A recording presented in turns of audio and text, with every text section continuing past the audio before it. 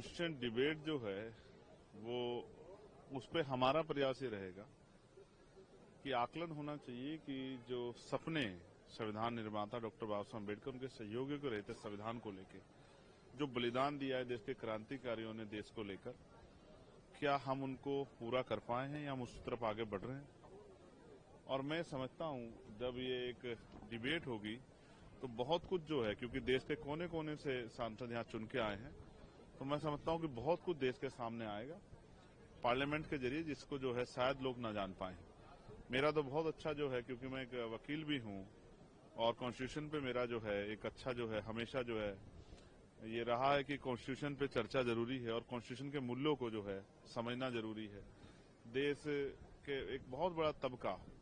जो बहुत पढ़ा लिखा भी है वो भी अपने राइट्स और ड्यूटी नहीं जानता है। तो बहुत कुछ है जिसपे हम लोग चर्चा करेंगे और देश के सामने लाने का प्रयास करेंगे और मेरा विश्वास है कि ये चर्चा सार्थक चर्चा अगर रही तो इससे नौजवानों को और नई आने वाली जनरेशन को बहुत कुछ जानने समझने का मौका मिलेगा। Cabinet approve one nation one election bill आने दीजिए। मैं जब जरूरी नहीं कि हर चीज का विरोध करूं, जब कोई बिल आएगा उस बिल में क्या है उसके जो है क्लोज को जब हम लोग पढ़ेंगे तभी मैं उस पर अपनी टिप्पणी कर पाऊंगा। सुप्रीम कोर्ट ने जो निर्णय लिया कि जो मंदिर मस्जिद को लेकर कोई भी बात है तो उसको नहीं, एक ठहराव जरूरी था और सर्वोच्च न्यायालय की तरफ सबकी निगाह थी। ये ठहराव नहीं होगा तो रोज जो है बुनियादी मुद्दों से ध्यान हटके इसी तरह की चीजों पर चर्चा होती रहेगी और अस्थिरता का माहौल बना रहेगा। मैं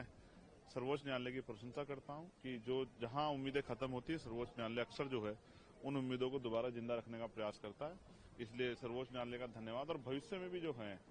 जाति, धर्म, भाषा, स्थान के आधार पर गैर बराबरी जो हो रही है उस गैर बराबरी के खिलाफ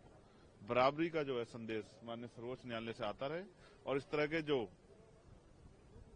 डिस्टर्बिंग एलिमेंट हैं जो देश का माहौल खराब करना चाहते हैं, देश का माहौल बिगाड़ना चाहते हैं, उन पे जो है अंकुश लगे, इसका भी मैं जो है सर्वोच्च न्यायालय से प्रार्थना करता हूं। जो इलाहाबाद जज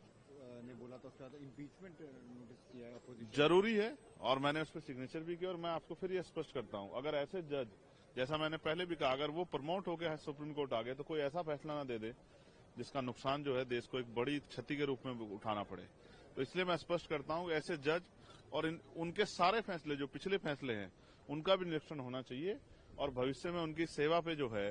रोक लगनी चाहिए कि उनको भविष्य में कोई आधार ना हो इस तरह के फैसलों में इन्वॉल्व होने का, क्योंकि उनके द्वारा दिए गए फैसले मुझे नहीं लगता कि वो